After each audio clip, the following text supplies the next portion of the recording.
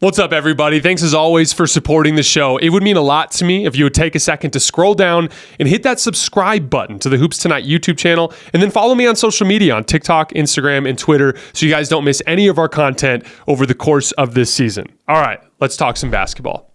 Let's talk about this deadline for a minute here, because we've seen D'Angelo Russell's role change. He's only taken 10 shots a game over his last 9, shooting 40% from the field, below 30% from three. He's weirdly important now because of Gabe Vincent's injury as essentially the backup point guard.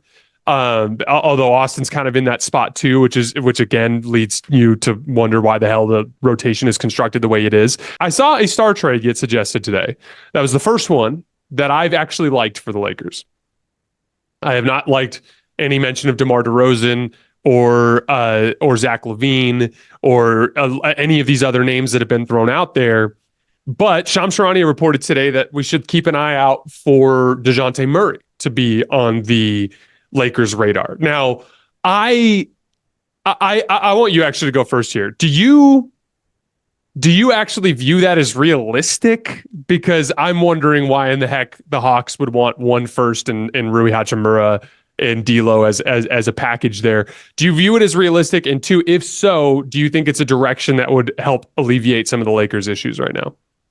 I view it as realistic insofar as I think the Atlanta situation clearly isn't working, and they likely have to split that up.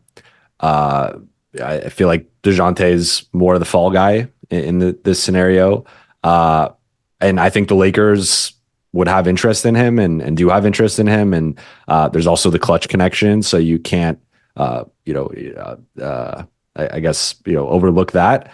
But to your point, like the Lakers just don't have a lot to give up. And I think when front offices admit a mistake, we were talking about it with coaches, but with front offices to admit a mistake, I mean, when did they trade for him? But I don't even remember how it's 2 or 3 years ago. Yeah, like I think a couple years ago. So it hasn't been that long. And for them to admit a mistake and given all that they gave up to get him, to get just one first round pick back, and you're not going to get Austin Reeves. So I think Austin would have to be like a bona fide high level all-star for the Lakers to include Austin Reeves in a deal. So if you're looking at something like D'Lo, Rui, one of the younger guys, be it Max or Jalen, and throw in a pick, Lakers have upwards of 4 pick swaps they could throw in. So maybe you throw in a pick swap or 2 just to appease Atlanta and get this done. Like, is there a better package out there? And I think there probably is for Dejounte Murray. I look at a team like Philly and what they could potentially offer. And Philly and the Lakers are kind of in the same boat in looking for the same types of players, be it an Alex Caruso or whatnot, or more 3-and-D wings. So like a team like Philly can come in and probably offer a better package and a more aggressive package, as we know Daryl Morey likes to do. So I do look at it would probably have to be a situation where just the market is dry for DeJounte, and he wants to be in LA, and you got the clutch situation, and the Lakers and Hawks figure out, and again probably some pick swaps in there just to appease them. But that's where I just the actual package itself I kind of struggle with. I don't know if you expand it to a 3-team deal. Feels like a lot of these potential trades for the Lakers probably have to be a 3-team deal where D'Lo gets rerouted to a third team. That's kind of an OKC Utah situation where they're just trying to absorb a contract and get another asset out of it. Maybe that's where one of the younger guys goes as well. But that's where I hesitate to say it's realistic in terms of like actually looking at the package. But I think the Lakers, DeJounte checks the box of you could imagine him in that starting lineup with his size and athleticism defensively and just what he's capable of. I think he could fit the type of defensive guard the Lakers could use. And then again, the clutch situation, I think kind of speaks for itself. So I think that there's some smoke there for sure. I struggle seeing Atlanta pulling the trigger and that ultimately being the best available package for him.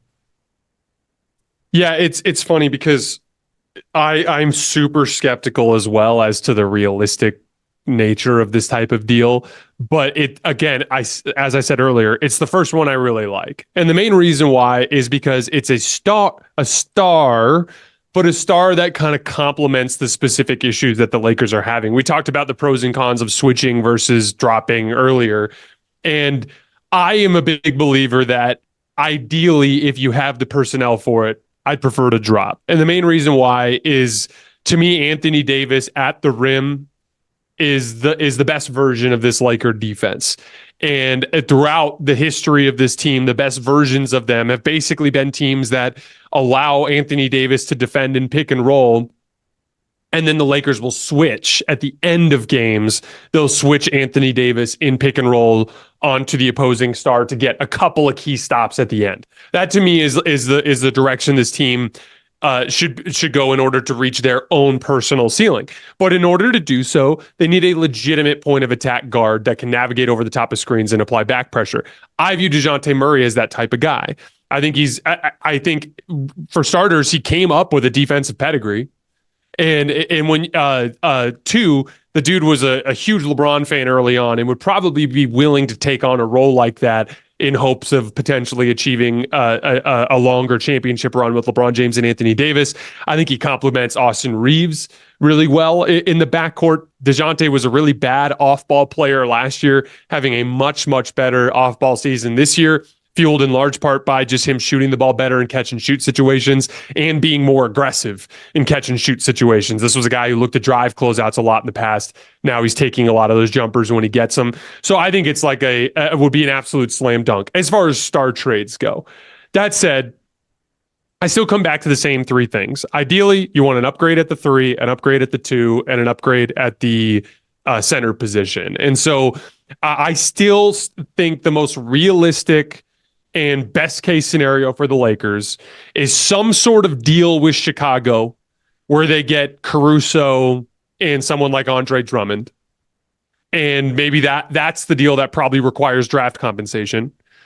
And then I'd look at a team like Brooklyn, and that's the team I'd be calling with Rui. Because the other important part of this too is, what does Rui do for Atlanta? They have the same player basically in DeAndre Hunter. DeAndre Hunter is very, very similar to Rui Hachimura. Pull-up mid-range jump shooter guy, kind of an on-an-island scorer that seems to kind of struggle in the flow of offense. And so, again, to your point, they'd need a third team to even facilitate a deal like that. But Brooklyn has like 3 big, lanky wings that are kind of like more like 2s and 3s. And then Ben Simmons is there 4, and he's been injured basically, right? So they don't have a big, strong forward. They don't have like an actual Rui Hachimura archetype, but they have a guy like Dorian Finney-Smith to go alongside Cam Johnson, to go alongside Mikal Bridges. I'd be looking to potentially make a swap like that, where you're getting a guy like Dorian Finney-Smith, which is basically Taurean Prince with better perimeter defense. And that ends up being an upgrade at that position. If they did something like that, now we're talking about a lineup that could throw out Austin at the 1, Alex Caruso at the 2, a guy like Dorian Finney-Smith at the 3, LeBron and AD. All of those positions make perfect sense. It cleans up some of the rotation stuff, and then you'd have a playoff playable center in someone like Andre Drummond coming off of the bench, which I think we've seen a lot from Christian Wood and Jackson Hayes that has left a lot to be desired in recent weeks. So I still lean like, instead of targeting that bigger type of target, little trades for upgrades at starting caliber positions. You have 2 starting caliber players in D'Angelo Russell and Rui Hachimura that don't start for you because you already have guys in their positions. You have to find a way to turn them into starters that slot into those positions. Do you agree with me, or do you think that they should go big fish hunting? I agree with you. I think it depends on the big fish. I think Dejounte Murray is, as you were implying, going in the right direction in comparison with a Zach LaVine or even a DeMar DeRozan. I think I would prefer DeRozan over LaVine if I'm the Lakers, and I know they feel the same way.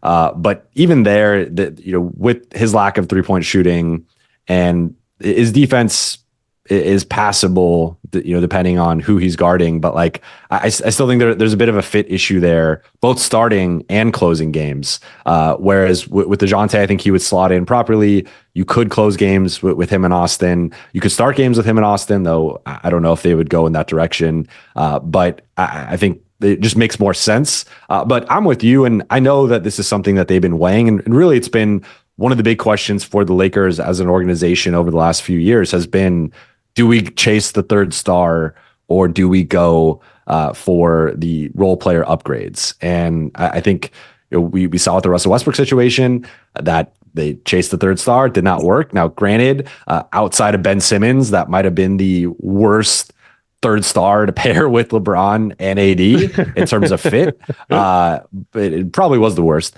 But so I don't know if that's like the best example of what a third star could look like next to LeBron and AD. Like I think when they were going after Damian Lillard briefly, like that would have been a perfect fit in my opinion. You could have AD covering for him defensively and with his shooting and pick and roll ability, alleviating a lot of that burden off of LeBron. And of course, he's been a top 10, 12 player over the last few years. So, I mean, that's the high level upgrade, of course. But I think there's degrees here where just blanketly, saying that a third star won't work or won't fit, I think is a mistake, but they don't really have the assets to get the type of third star that would fit perfectly next to LeBron and AD, in my opinion. It would really have to be a terrible contract or, a situation where, they can get a third team involved and maybe that can help facilitate it. But I just don't see it, the Lakers being straight up, being able to find that type of third star that really takes them to the level of a Denver or a Boston. So to me, it is a smaller upgrade. I'm with you. I think 3-and-D wing has been the biggest issue for this team really since the championship. They haven't been able to replace. They still had KCP and Kuz that second year, but injuries and whatnot. But they haven't been able to replace that. Since the Russ trade with KCP, Kuz, Danny Green, even Alex Caruso is more of a 3-and-D guard. They just haven't had those types of guys consistently. So it's always been one flawed, like Jared Vanderbilt, really good perimeter defender, but can't shoot, and teams just play him off the floor in the playoffs. So I think finding at least one of those guys, if not a couple, if possible, maybe you can't get Caruso and you go for Royce O'Neal and Dorian Finney-Smith. And, Royce O'Neal obviously isn't the caliber of player that Alex Caruso is, but to me, it would still be an overall upgrade to the rotation if you could bring both of those guys in. Those are two guys the Lakers have had interest in, dating back to last offseason and even last trade deadline. So I know that those are two guys that they would have interest in bringing in. So I think we're on the same page here in terms of if you can find the perfect third star somehow and make that work and make a miracle, pull it off, sure, go for that. But realistically, I think it's going to have to be a marginal upgrade in terms of the starting and closing lineup. But that's still very important for this group, is obviously they have yet to figure out what's our best 5-man lineup, and we're over 30 games into the season.